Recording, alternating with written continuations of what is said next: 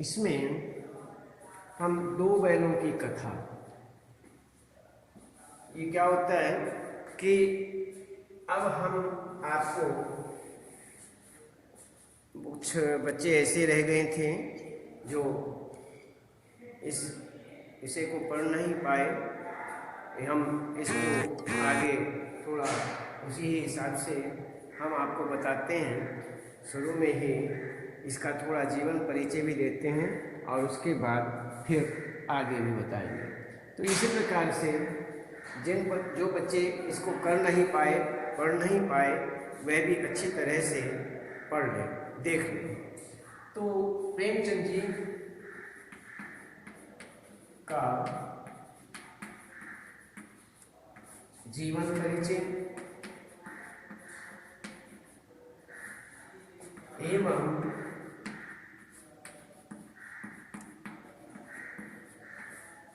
साहित्यिक परिचय।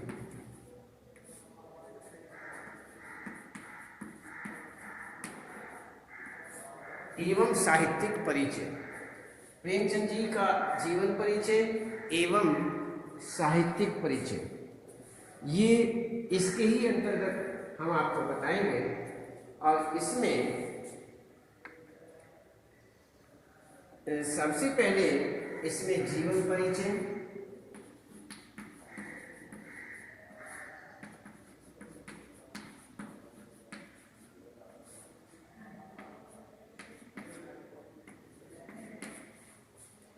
दूसरा प्रमुख रचनाएं,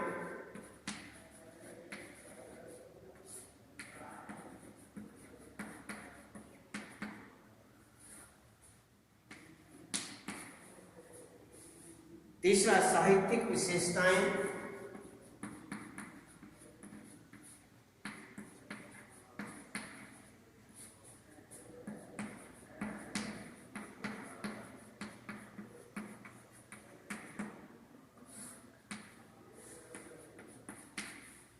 और इसके बाद भाषा शैली।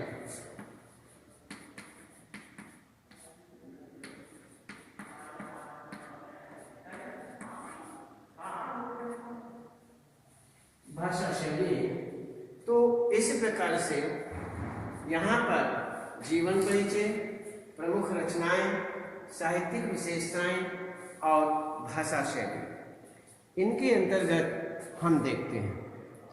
तो इसमें सहज ये प्रेमचंद जी का जो जीवन परिचय है एवं साहित्यिक परिचय है, इसके अंतर्गत ये आते हैं।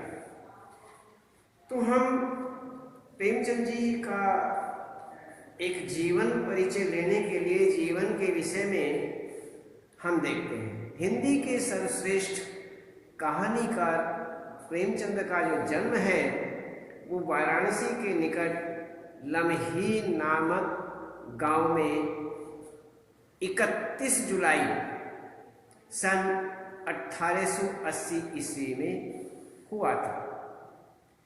उनकी आरंभिक शिक्षा गांव में ही हुई।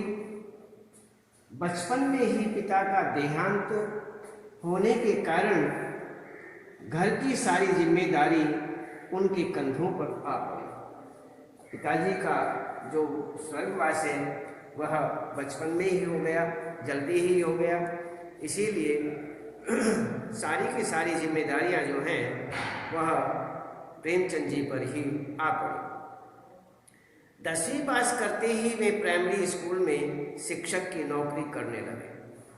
उन्होंने 10वीं ही की थी कि उन्होंने एक प्राइमरी स्कूल में शिक्षक बन गए, शिक्षा की नौकरी जो है, शिक्षक की नौकरी करने लगे। इसी प्रकार नौकरी करने के साथ साथ उन्होंने स्नातक की उपाधि प्राप्त की। स्नातक की उपाधि अर्थात बीए। उन्होंने बीए किया, बीए की उपाधि प्राप्त की और शिक्षा विभाग में सब डिप्टी इंस्पेक्टर ऑफ स्कूल के पद पर नियुक्त हो गए। इस प्रकार उनके बचपन का नाम धनपत राय था। उनका जो बचपन था वो एक ऐसे पिता, उनका नाम भी अलग था, प्रेमचंद नहीं था, धनपत राय। आरंभ में वे नवाब राय के नाम से उर्दू में लिखते थे। पहले वे उर्दू में लिखते थे और वह धनपत राय के नाम से भी नहीं लिखते थे, वह लिखते थे नवाब राय के नाम से। नवाब राय के नाम से लिखते थे और जो भी उर्दू में लेख लिखा करते वो नवाब राय के नाम से लिखते। बाद में प्रेमचंद के नाम से लिखने लगे। ऐसा कोई कारण बना, ऐसी घटना घटित हुई जिसके कारण इन्होंने अपना नवाब राय नाम जो है, जो लेख जिस नाम से लिखते थे उसको इन्हें बंद करना पड़ा और ये बाद में नवाब राय के नाम से न लिखकर ये प्रेमचंद के नाम से लिखने लगे। इस प्रकार से यहाँ पर उन्होंने अपना छापा खाना स्थापित किया, प्रेस भी स्थापित की और हंस नामक पत्रिका का भी इन्होंने विशेष रूप से संपादन किया। इस प्रकार वह उन्हें स्वतंत्र लेखन ही रुचि करता। इस प्रकार से वो हर प्रकार से यदि देखें तो उन्हें क्या रुचि करता, कौन सा लेख उन्हें रुचि करता, अर्थात स्वतंत्र लेखन। वह स्वतंत्र लेखन ही लिखते थे, किसी भी प्रकार से बंधित लेख उनके जीवन में नहीं था। यहाँ पर कहते हैं कि इस लेखक का जीवन इतना ही था। यह बाद में 8 अक्टूबर 1936 को देहावसान की स्थिति को प्राप्त हुए, अर्थात इनका 1936 8 अक्टूबर 1936 को इनका देहांत हो गया। तो इस प्रकार ये हुआ इनका एक संक्षिप्त जीवन परिचय, एक जीवन परिचय हुआ। अब हम देखते हैं प्रमुख रचनाएं। प्रमुख रचनाओं के अंतर्गत प्रेमचंद जी ने लगभग 350 कहानियां लिखी और 11 उपन्यास लिखे। 11 उपन्यास और 350 कहानियां। उनकी कहानियां मानसरोवर के 8 भागों में संकलित मानी जाती हैं। 8 भागों में उनकी कहानियां हैं। सेवा सदन, प्रेमाश्रम, रंगभूमि, निर्मला, गबन, कर्मभूमि, गोदान, प्रतिज्ञा, कायाकल्प उनके प्रसिद्ध उपन्यास हैं। उन्होंने करबला और प्रेम की वेदी नामक 2 नाटक भी लिखे। कुछ विचार और विविध प्रसंग नामक संकलनों में उनके निबंध संकलित माने जाते हैं। उनके निबंध जो हैं वह कुछ विचार और विविध प्रसंग नामक जो संकलन है उनके निबंध उसमें संकलित हैं, संकलित माने जाते हैं। इस प्रकार से इनकी साहित्य की इस प्रकार की प्रमुखताएं हैं। अब इन्होंने प्रमुख रचनाएं इस प्रकार से की। अब हम देखते हैं साहित्य में इन्होंने साहित्य के अंतर्गत किस प्रकार से कार्य किया, साहित्य की क्या क्या विशेषताएं जो हैं वह इनकी हैं। तो साहित्य की विशेषताएं विशेष रूप से सामने आती हैं और हम इस प्रकार से साहित्य से संबंधित आगे देखते हैं। तो ये हुआ हमारा साहित्य की विशेषताओं के विषय में बताते हैं कि प्रेमचंद ने अपने समस्त कथा साहित्य में, प्रेमचंद जी जो हैं इन्होंने अपने साहित्य में, कथा साहित्य में सामान्य जनजीवन का चित्रण किया है।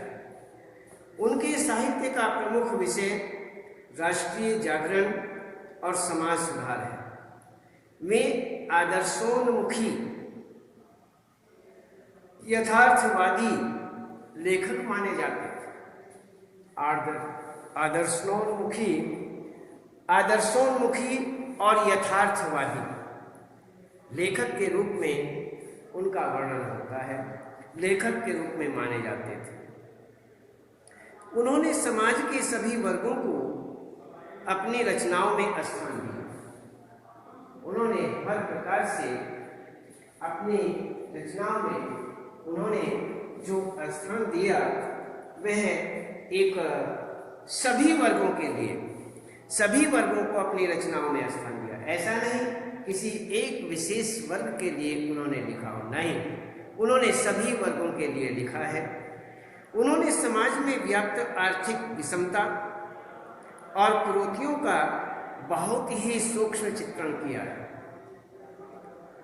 इसमें ये साहित्यिक विशेषताएं उनकी रही हैं और भाषा शैली जो है, भाषा शैली के अंतर्गत यदि हम देखते हैं तो प्रेमचंद जी की भाषा सरल है एवं मुहावरेदार है, बहुत ही सरल है, मुहावरेदार है। उन्होंने सामान्य लोक भाषा को साहित्यिक भाषा के रूप में अपनाया।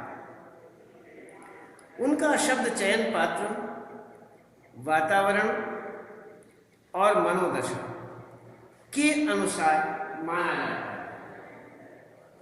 उन्होंने अरबी, फारसी और अंग्रेजी के प्रचलित शब्दों का कुशलता पूर्वक प्रयोग किया।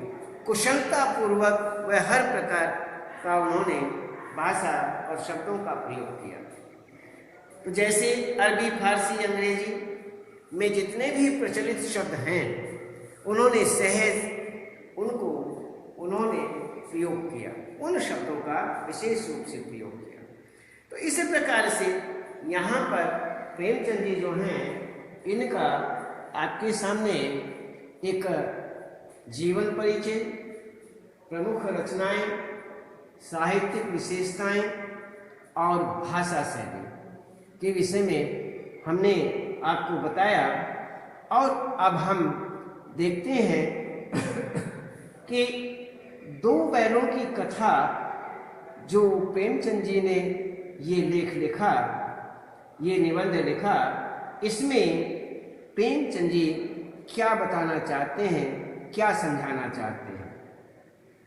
तो यहाँ पर ऐसा बताते हैं कि ये जो भावात्मक कथा यहाँ पर प्रेमचंद जी लिखते हैं, इस भावात्मक कथा के माध्यम से लेखक प्रेमचंद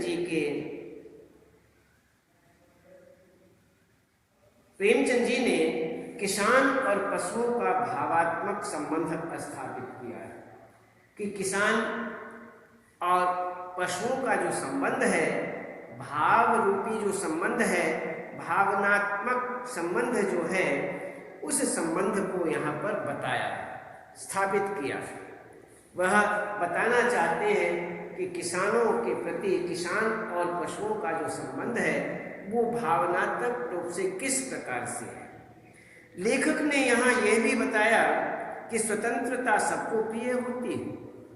कहते हैं स्वतंत्रता किसे प्रिय नहीं होती है, सबको प्रिय होती है। और जब स्वतंत्रता सहज रूप से प्राप्त नहीं होती तो उसके लिए अनेक बार कोई न कोई हमें संघर्ष भी करना पड़ता है, संघर्ष भी करना पड़ता है, उसके बिना कार्य भी संभव नहीं होता है। तभी हम स्वतंत्र हो सकते हैं परतंत्रता से, यदि हम समय समय पर संघर्ष करते हैं। तो संघर्ष करना भी एक प्रकार प्रकार से अनिवार्य हो जाता है। यदि हमें स्वतंत्रता चाहिए तो हमें संघर्ष करना ही होगा। तो स्वतंत्रता सहज रूप से प्राप्त नहीं होती है, तो उसके लिए अनेक बार संघर्ष भी करना पड़ता है। अनेक तरह की यातनाएं भी झेलनी पड़ती हैं, हमें कष्ट भी झेलने पड़ते हैं, यातनाएं भी झेलनी पड़ती हैं। तो स्वतंत्रता के लिए जब हम लड़ेंगे, स्वतंत्रता प्राप्त करने के लिए जब हम आगे बढ़ेंगे, आगे कदम बढ़ाएंगे, तो हमें कष्ट भी वहन करने पड़ेंगे। इस प्रकार से निष्कर्ष रूप में यह कहानी जो है स्वतंत्रता आंदोलन की भावना से जुड़ी हुई कही जा सकती है कि यदि हम विशेष रूप से एक निष्कर्ष के रूप में इस बात को देखें तो ये जो कहानी है, कथा है, यह कहानी स्वतंत्रता आंदोलन की भावना से जुड़ी हुई है। तो इस प्रकार प्रेमचंद जी की यह कहानी पंचतंत्र और हितोपदेश की कथा परंपरा के उपयोग और विकास में सहायक बनी। कहते हैं कि प्रेमचंद जी ने जो कहानियाँ लिखी, कहते हैं उसमें पंचतंत्र है और हितोपदेश है। हितोपदेश पंचतंत्र, पंचतंत्र क्या है? 5 तंत्रों का समूह है।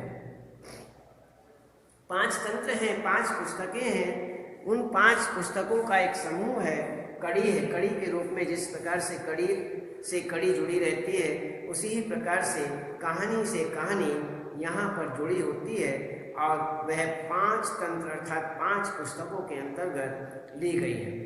ये कहानी से कहानी और कहानी से कहानी, इस प्रकार से 5 पुस्तकों में ये कहानी, इसका नाम यहाँ पर पंचतंत्र कहा गया है, पंचतंत्र रखा गया है। और यह जो है ये विष्णु शर्मा हुए हैं, उनका ये लेख है, उन्होंने लिखा है पंचतंत्र।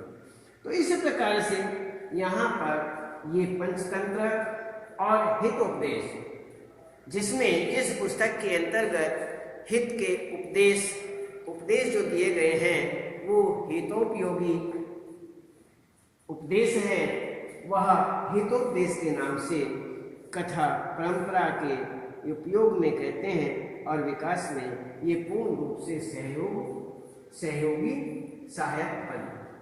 तो इस प्रकार से यहाँ पर ऐसा बताते हैं कि इन्होंने जो भी लिखा वो इस आधार को लेकर के, इस माध्यम को लेकर के लिखा।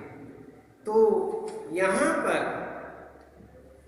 ये अब हम देखते हैं, ये जो कथा है, ये कहानी जो है, इस कहानी का एक हम थोड़ा सा सारांश है कि कहानी का जो सारांश है वो किस प्रकार से। तो कथा के आरंभ में लेखक ने बताया कि सभी जानवरों में गधे को सबसे बड़ा मूर्ख समझा जाता है। यदि किसी व्यक्ति को बेवकूफ कहना हो तो उसे गधा कहेंगे। दूसरे जानवर आवेश में हो सकते हैं, क्रोध में आ सकते हैं, किंतु गधा अपने सीधेपन और सहन करने की शक्ति के कारण कभी क्रोधित नहीं होता है। वह हर बात को सहन कर लेता है, उसमें कोई ऐसी आपत्ति नहीं आती। उनका स्वभाव बताते हैं कि अलग है, तो इन्हें क्रोध भी नहीं आता और कहते हैं वैशाख के महीने को छोड़ करके उसे कभी खुश नहीं देखा जा सकता। वैशाख के महीने में कहते हैं थोड़ा वह खुश होता है, वह उसका मन प्रसन्न होता है, उसे खुशी के रूप में देखा जा सकता है। वह किसी भी परिस्थिति में नहीं बदलता। वैसे देखा जाए वह चाहे कैसी भी परिस्थिति क्यों न हो, उसमें कोई किसी भी प्रकार से परिवर्तन नहीं आता है। तो यहाँ पर एक उनका स्वभाव बताने के लिए, अर्थात गधे का स्वभाव बताने के लिए यहाँ पर एक एग्जाम्पल रूप में ये भी कहा है, उदाहरण रूप में ये भी बताया गया है कि ऋषि मुनियों जैसा, सीधे शब्दों में ऋषि मुनि अर्थात ऋषि मुनि जो हैं वह एक प्रकार से बहुत ही सरल प्रकृति के होते हैं और वह हर प्रकार से सम स्थिति में रहते हैं, समान स्थिति में रहते हैं। और इस प्रकार से समान स्थिति में रहने वाले दुख में भी समान समस्थिति होती है और सुख में भी समस्थिति होती है। इस तरह विदेशों में हमारे देश के लोग अपनी दुर्दशा को सहन करते हुए जीवन आदर्श को नीचा करते। यदि वे विरोध करते तो स्वस्थ सभ्य कहलाने लगे। जापान एक ही विजय से पूरे संसार में जाना जाने लगा।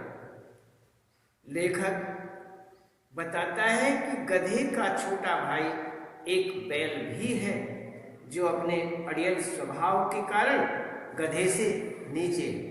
उसका स्वभाव कैसा है? अड़ियल स्वभाव है और वह हर प्रकार से अड़ करके खड़ा हो जाता है, अड़ियल प्रकृति वाला। तो इस प्रकार हम विशेष रूप से उसको एक अड़ियल के रूप में मानते हैं, अर्थात उसे क्रोध आ जाता है, वह क्रोधित हो जाता है। तो इस प्रकार से हम ये कह सकते हैं कि गधे को कभी क्रोध नहीं आता, बैलों को क्रोध आ जाता है। तो यहाँ पर जो लेखक हैं वह ये बताना चाहते हैं कि गधे का ये जो बैल है एक छोटे भाई के रूप में माना जाता है। ये छोटा भाई है, क्यों? उसे कुछ क्रोध आ जाता है, अड़ियल है, तो इस प्रकार से वह एक क्रोधित के रूप में दिखाई देता है। तो यहाँ पर हम हर प्रकार से ऐसा देखते हैं। तो यहाँ पर लेखक ये भी बताना चाहता है, ये कहना चाहता है कि एक बार ऐसा हुआ कि एक झूरी नामक एक किसान हुआ। झूरी नाम का एक किसान था। उस किसान के पास हीरा और मोती नाम के दो सुंदर, बलवान और खूब सुंदर, बहुत सुंदर, खूबसूरत बैल थे। दोनों में बड़ी ही गहरी मित्रता थी। इस प्रकार से और सभी तरह के काम साथ साथ ही करते थे। दोनों एक दूसरे पर विश्वास भी करते थे और एक दूसरे से मूक भाषा में बातें भी करते थे। एक बार ऐसा हुआ कि झूरी का जो साला है वह आया, जिसका नाम गया था, बैलों को अपने घर ले जाता है। बैलों को लगा कि उसके जो मालिक झूरी है, उसका मालिक झूरी, उन्होंने हमें बेच दिया है। वे गया को पूरे रास्ते परेशान करते हैं। वे मन ही मन झूरी के विषय में विचार करते रहते हैं। शाम के समय वे अपने स्थान पर पहुँचे, अर्थात गया के घर पर पहुँचे। वहाँ उन्हें सब कुछ पराया सा लगा, अर्थात अपनापन तो वहाँ पर था ही नहीं। क्यों? जहाँ सब रहते हैं, हमेशा रहते हैं, वह अपना विशेष स्थान सभी मानते हैं, तो वहाँ पराया सा लगा, अपना नहीं लगा। तो भूखे होते हुए भी उन्होंने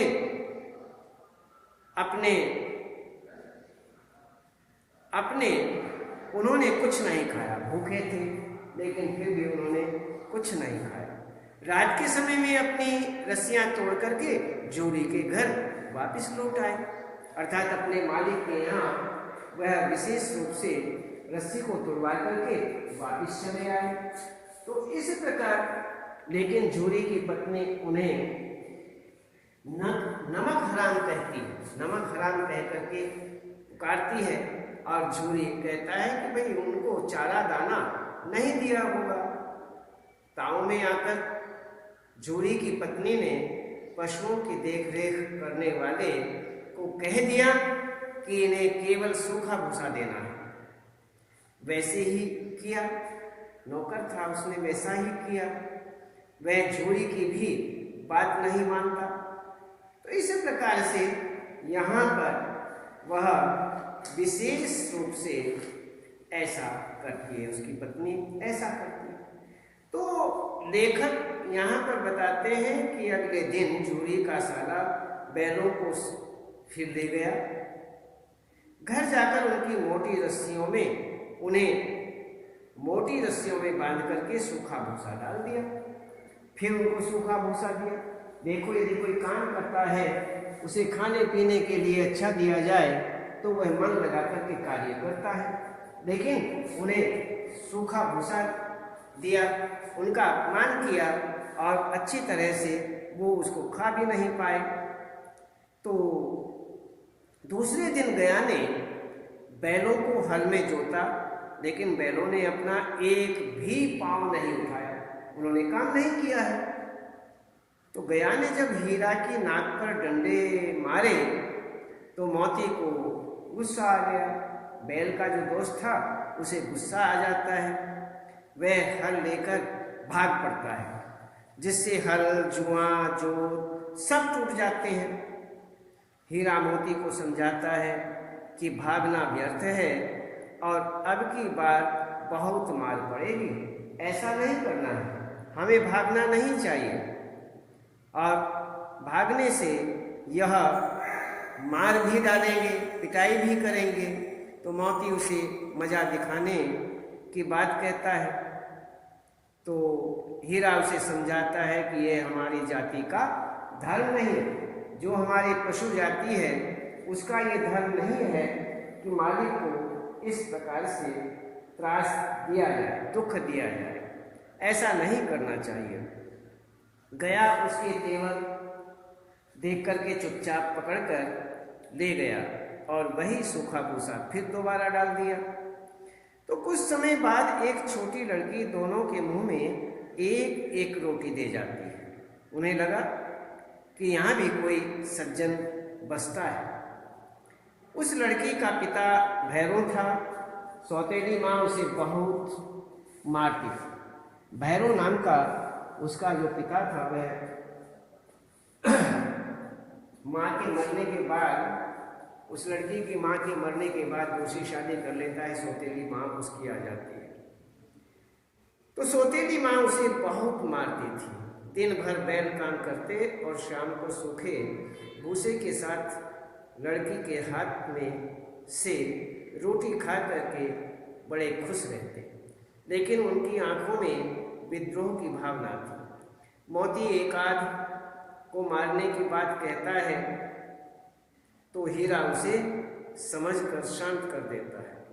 फिर वह वहाँ से भागने की बात कहता है तो हीरा सहमत हो जाता है। जब लड़की उन्हें रोटी खिलाने आती है तो उनकी रस्सी खोल देती है और ये शोर मचाते हुए भागी कि बैल भागे जा रहे हैं। दोनों बैल वहाँ से भागे। भागते भागते वे रास्ता भूल गए और नए गांव देखकर खेत के किनारे खड़े होकर के दोनों सोचने लगे कि क्या किया जाए, कि अब क्या करना चाहिए। भूख की व्याकुलता बहुत अधिक थी। उसके कारण पास के खेत की, जिसमें मटर की खेती थी, उसे चरने लगते हैं। उसे चरते हैं और उसके बाद पेट भर जाने के बाद में दोनों मस्ती में खेलने लगते हैं।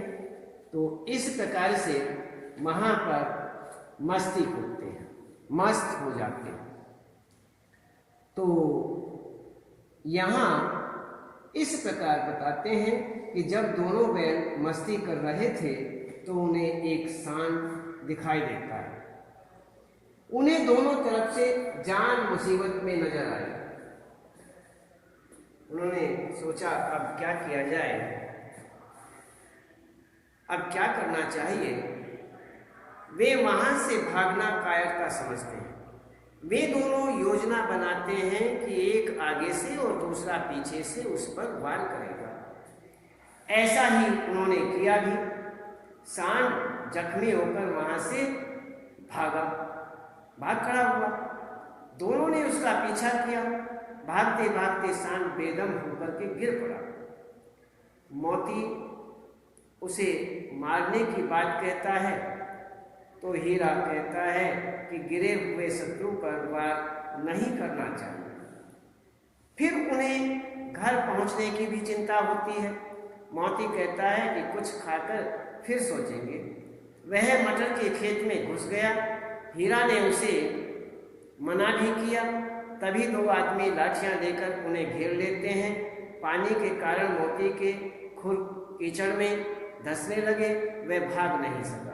मोती को फंसा देखकर हीरा भी वहां लौट आता है और दोनों को पकड़कर मवेशी खाने में बंद कर दिया जाता है। जहां जो इस प्रकार के पशु होते हैं वहां उन्हें बंद कर देते हैं, तो उन्हें बंद कर देते हैं। तो इसी प्रकार से यहाँ पर ऐसा बताते हैं। तो ये हुआ हमारा। तो यहाँ पर हम देखते हैं कि यहाँ बताया जाता है कि दोनों बैलों को मवेशी खाने में पूरे दिन भूखा रखा जाता है। वहाँ पर कई भैंसें, बकरियां, घोड़े, गधे मुर्दों की तरह पड़े थे। जब रात को भी खाने को कुछ नहीं मिला तो हीरा विद्रोही स्वभाव में मोती से भूखे न रह सकने की बात कहता है और भागने का कोई उपाय ढूंढ लेता है। फिर वे बाड़े की कच्ची दीवार तोड़ने की सलाह भी देते हैं, बनाते हैं। हीरा अपने सींग के प्रहार से दीवार को तोड़ना आरंभ कर देता है। वहां का चौकीदार उसे डंडे से पीटकर मोटी रस्सी में बांध देता है। उसके बाद मोती दीवार पर टक्कर मारने लगता है। वह आधी दीवार गिरा देता है। घोड़ियां, बकरियां, भैंसे तो वहां से चले गए, किंतु गधे खड़े रह गए। हीरा द्वारा पूछने पर एक गधे ने कहा कि फिर पकड़ लिए जाएंगे। फिर पकड़ लिए गए तो क्या होगा, हम यहीं पड़े रहेंगे। मोती अपने मित्र की रस्सी तोड़ना चाहता है किंतु तोड़ नहीं सका। हीरा उसे वहां से जाने के लिए कहता है, लेकिन मोती उसे छोड़कर नहीं जाता है। हीरा उसे कहता है कि तुम्हें मार पड़ेगी। तब मोती कहता है, 9-10 प्राणियों की जान बचाई है, वे सब आशीर्वाद देंगे। मोती गधों को सीधे सींगों से मार मार कर भगा देता है और स्वयं हीरा के पास आकर सो जाता है। सुबह होने पर वहां खलबली मच गई और मोती की खूब पिटाई करने के बाद उसे मोटी रस्सी से बांध दिया गया। उसे मोटी रस्सी से बांध देते हैं। तो इसी प्रकार से वहां पर ऐसा हो। तो दोनों बैलों को 1 सप्ताह तक सूखा भूसा दिया जाता है और इस प्रकार दिन में केवल 1 बार पानी पिलाया जाता है, जिस कारण वे बहुत कमजोर हो जाते हैं। एक दिन उन दोनों बैलों की नीलामी हुई। एक दड़ियल डरावनी शक्ल का आदमी उन्हें खरीद लेता है। हीरा और मोती दोनों भयभीत होकर के भागने भगवान को याद करते हैं। उन दोनों को भगवान पर भरोसा तो है। उस दड़ियल के भय से दोनों हिम्मत न होते हुए भी भाग रहे थे। अचानक उनको रास्ता कुछ जाना पहचाना लगा। उनकी थकान दूर हो गई और चाल तेज हो गई। उन्होंने अपने गांव के आने पर दोनों भागकर अपने बांधने के स्थान पर आकर खड़े हो गए। जूरी अपने बैलों को देख करके खुशी के मारे रोने लगता है। दड़ियल आकर बैलों की रस्सी पकड़ लेता है। जूरी उसे बैल नहीं ले जाने देता। जब वह बैलों को जबरदस्ती ले जाना चाहता है तो मोती उसे सींग मारता है और उसका पीछा करता है। दड़ियल डलकर भागता है और गांव के बाहर पहुंचकर गालियां देता है और पत्थर फेंकता है। इस तमाशे को देखकर गांव के लोग हंसते हैं। दड़ियल वहां से चला गया। हीरा और मोती मूक वार्तालाप करते हैं, अर्थात मूक भाषा में आपस में बातचीत करते हैं। थोड़ी देर में ही उनके लिए खाने का अच्छा प्रबंध हो जाता है। झूरी दोनों को सहलाने लगा और उसकी पत्नी आकर दोनों को प्यार से चूमती है। तो इसी प्रकार से ये हमारी एक सारांश रूप में आपको हमने कहानी बताई है। आप इसको अच्छी तरह करेंगे और इसके बाद में हम आपको आगे पढ़ाएंगे, प्रश्नोत्तर बताएंगे और फिर आगे।